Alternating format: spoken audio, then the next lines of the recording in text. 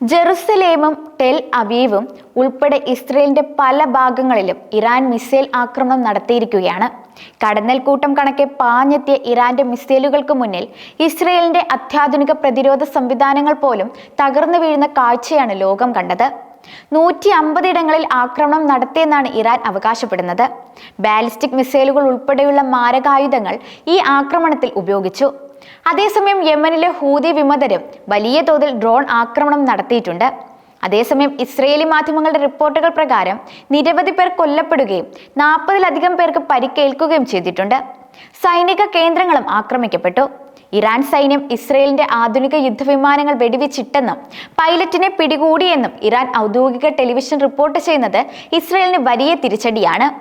നിലവിൽ ഇസ്രയേലിൽ അടിയന്തരാവസ്ഥ പ്രഖ്യാപിച്ചിരിക്കുകയാണ്. ജനങ്ങൾ പുറത്തിറങ്ങരുതെന്നും പ്രധാനമന്ത്രി ഉൾപ്പെടെയുള്ളവർ ബങ്കറുകളിലാണെന്നും റിപ്പോർട്ടുകളുണ്ട്.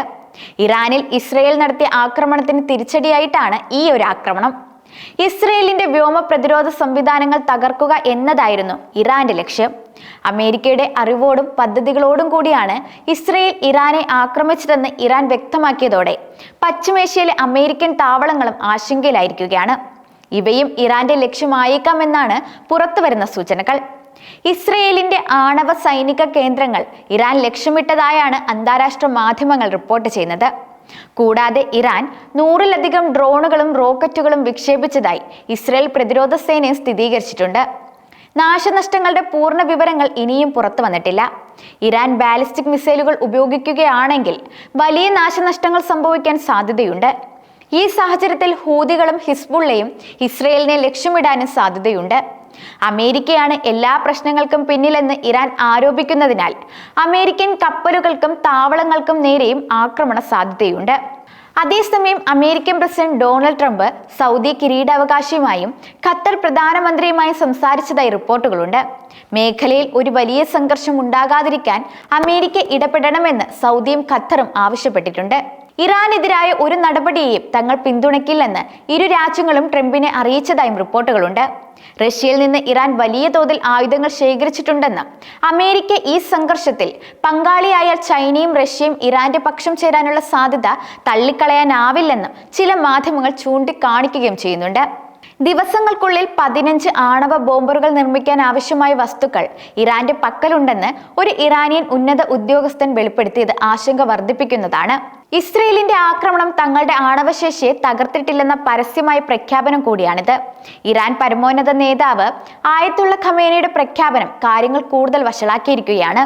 ഇസ്രയേലിനെ പാഠം പഠിപ്പിക്കാതെ പ്രതികാരം അവസാനിപ്പിക്കില്ലെന്നാണ് അദ്ദേഹത്തിന്റെ നിലപാട്. രാജ്യത്തിന്റെ അഭിമാനം കാക്കാൻ ഏതായുധം ഉപയോഗിച്ചും തിരിച്ചടിക്കാൻ ഇറാൻ സൈന്യത്തിന് അദ്ദേഹം നിർദ്ദേശം നൽകിയിട്ടുണ്ട്.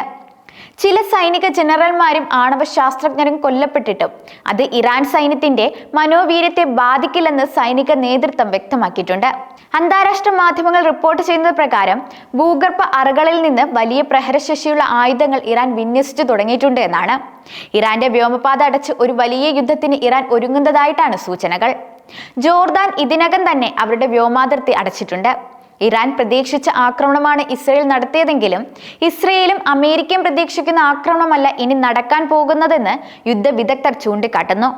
ലോക വ്യാപാരത്തെ തന്നെ സ്തംഭിപ്പിക്കാൻ കഴിയുന്ന ഒരു വലിയ സംഘർഷത്തിലേക്കാണ് കാര്യങ്ങൾ നീങ്ങുന്നത്. അതേസമയം ഇസ്രയേൽ നടത്തിയ ടെഹ്റാൻ ആക്രമണവും അതിന് പിന്നാലെ ഇറാന്റെ ശക്തമായ തിരിച്ചടിയും പശ്ചിമേഷ്യയെ വീണ്ടും യുദ്ധഭീതിയിലാഴ്ത്തിയിരിക്കുകയാണ്. ഇരു രാജ്യങ്ങളും തമ്മിലുള്ള ഈ സംഘർഷം ലോകരാജ്യങ്ങൾ ആശങ്കയോടെ ഉറ്റുനോക്കുന്ന ഒരു നിർണായക ഘട്ടത്തിലേക്കാണ് കാര്യങ്ങളെ എത്തിച്ചിരിക്കുന്നത്. പ്രധാനമായും ഇറാന്റെ ആണവ സൈനിക കേന്ദ്രങ്ങൾ ലക്ഷ്യമിട്ടായിരുന്നു ഇസ്രയേൽ ആക്രമണം നടത്തിയത്. തലസ്ഥാനമായ ടെഹ്റാനു പുറമെ മറ്റു 12 ഇടങ്ങളിലും ശക്തമായ ആക്രമണമുണ്ടായി. ഇതിൽ നദാൻസ് ആണവ കേന്ദ്രത്തിന് നേർക്കുണ്ടായ ആക്രമണം ഇറാനേറ്റ ഏറ്റവും വലിയ തിരിച്ചടിയായിട്ടാണ് വിലയിരുത്തപ്പെടുന്നത്. ആണവായുധം ഉണ്ടാക്കുക എന്ന ലക്ഷ്യത്തോടെ ഇറാൻ യുറേനിയം സമ്പുഷ്ടീകരണം നടത്തുന്ന അതീവ രഹസ്യ സ്വഭാവമുള്ള കേന്ദ്രമാണിത്. ഇറാൻ ആണവായുധം ഉണ്ടാക്കുന്ന ഘട്ടത്തിലേക്ക് കൂടുതൽ അടുത്തുകൊണ്ടിരിക്കുകയാണെന്ന് ഇസ്രയേൽ നേരത്തെ ആരോപിച്ചിരുന്നു. ഇതിന് പിന്നാലെയാണ് ആക്രമണം നടത്തിയത്. ഇസ്രയേൽ ഭീകരതയ്ക്കുള്ള മറുപടിയായിട്ടാണ് യുറേനിയം സമ്പുഷ്ടീകരണം 60% വർദ്ധിപ്പിക്കാനുള്ള തീരുമാനമെന്ന് ഇറാൻ മുൻ പ്രസിഡന്റ് ഹാസൻ റുഹാനി 2021 പറഞ്ഞിരുന്നു. നദാൻസിൽ യുറേനിയം സമ്പുഷ്ടീകരണം 60% അതാണ് നിങ്ങളുടെ ദ്രോഹത്തിനുള്ള മറുപടി. ആണവ ഭീകരതയാണ് നിങ്ങൾ നടത്തിയത് എന്നായിരുന്നു അദ്ദേഹത്തിന്റെ വാക്കുകൾ. എന്തായാലും ഇസ്രയേലും ഇറാനും തമ്മിലുള്ള ഈ സംഘർഷം പശ്ചിമേഷ്യയെ കൂടുതൽ അസ്ഥിരമാക്കുമോ അതോ ഒരു വലിയ യുദ്ധത്തിലേക്ക് നയിക്കുമോ എന്ന് കണ്ടറിയാം.